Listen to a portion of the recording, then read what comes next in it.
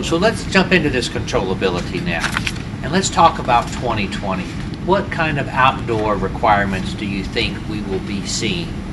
I think, security rules the day, and we're not going to push security to the back of requirements, because we're doing the outdoor lighting so people can see whether it's driving down the highway or walking out in a parking lot and feel safe.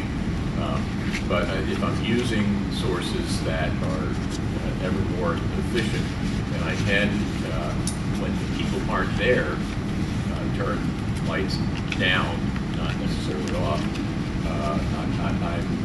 I'm saving more energy, but providing that security function. So I don't see us,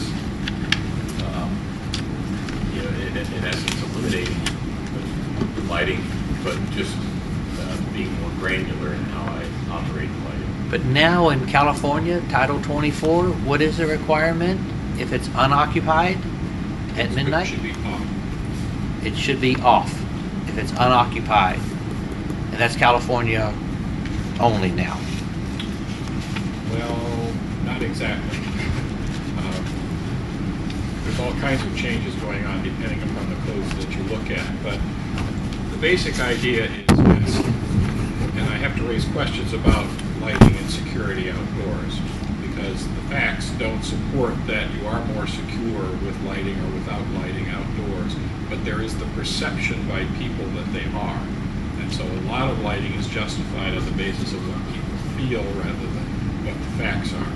But there's no question about this, that if there's nobody there and you don't need the security to make people feel good about it, then the lighting can be lowered or off or turned off. But that'll be mandated, do you think, across the country by 2020? Well, yeah, and it goes to a bigger question, and this is the fact is we've got the low-hanging fruit now under control in terms of energy savings, outdoors and indoors.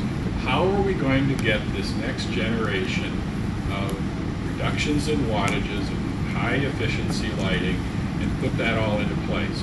There's no question, I think, that controls are going to have to do more of the job. So how are we going to use those controls? And that's what we're trying to figure out now. How are you going to cost justify those controls? Given the fact that the amount you're going to be able to, you're not going to be able to save all that much. That's true. The savings in an LED lighting system, once you put it in, are going to be awfully tough to get and pay for over time. So it's going to require, probably in some cases, mandates which may not make economic sense. That's right, and that's what codes do. They require us to do certain things. In the current 2010, ASHRAE 2010, in parking garages now, I have to provide photo sensor control to turn lights off. I have to provide occupant sensor control to turn lights down when people aren't there. An interesting thing is at the entrance to parking garages, I have to turn lights on during the day so that, again, it's for people. Because as I'm driving into a darker parking garage in the outdoors, that transition to that dark space, I need to turn lights on during the day, and that's part of the code as well. So again, it's going to the providing the right light for people at the right time. Parking in that same code in that parking garage application is saying that you have to reduce the lighting power with 30% when nobody's in the space. You have to allow for daylighting controls within 20 feet of the outer perimeter. So it's getting very specific, and it is these types of codes and standards that are going to push a technology that by itself wouldn't show a quick return on investment. In the advanced exterior lighting control portion of ASHRAE, it says that building facade and landscape lighting have to be off from the latest of midnight or closing to the earliest of 6 a.m. or opening. So now you have to shut these things off. You can't leave everything lit up all night long like most of the companies. And this is an ASHRAE This 2010 is that starts October 18th. October 18th. Lighting must be off during daylight is a part of this. So, obviously that would be most people's goals, except in the applications like you mentioned. And signage has to reduce its light output in the evenings by 30% as well. We'll talk about lending itself toward LEDs. And then in Title 24, it goes even further. But let's speak about that. So signage, 30%.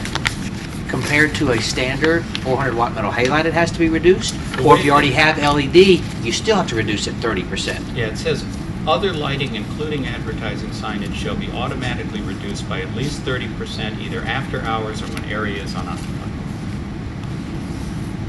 After hours, so the business has closed, Mhm. so the sign must be reduced 30%. You got it? And that's now.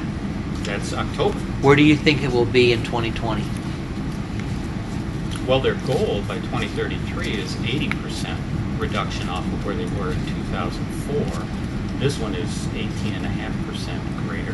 So by that standard, it'd be at least 20% more restrictive. Okay. Yeah, those signs may indeed be off in the buildings. Depending. You know, and there's a lot of variables here. I mean, renewable energy, 25% of the new electrical generation in this country that's gone online in the last 6 months was renewable. Biomass, solar, wind, hydro. If that trend continues, then maybe these won't be quite as aggressive. But their goal right now is an 80% energy reduction in the ASHRAE IES 90.1 document over the 2004 version by 2033. And actually, the codes today have said, you know, the codes we're talking about apply primarily to new construction and major renovation, but the cutoff point has changed where, you know, I have to be changing 50% of my space before I have to Come to code compliance. kicks in, right? And now in the current codes it's 10%. So you know, I can't do a whole lot without applying. And again, this is an ASHRAE? Yes, right. Yeah. Yeah, this is in 90.1, and Jim's absolutely right. Howard, I think your name was on the press release a couple of years ago that said that there were 2.7 million commercial buildings in the United States, right? And that 2.2 million of those haven't been updated in 30 years with their lighting systems, right? So how do we go after those existing buildings? That's where really the energy is being consumed. So as Jim just pointed out, they changed the level for the alterations and remodels in ASHRAE 90.1 that takes effect in October, so that if you change 10% of the lighting in a space, interior or exterior, then you have to bring that space, not the whole building, but that space up to the most current code. But let's discuss it. Is it the lighting or the space? If they're remodeling a space and maybe not touching the lighting, do they have to change the lighting? Or is it if they're remodeling the lighting? No, it's the lighting, and if you had 20 fixtures in here and you changed 2 of them, you hit the level. And they also have addressed lamps. And then the whole area would have to be done, not the whole This building. room. Okay.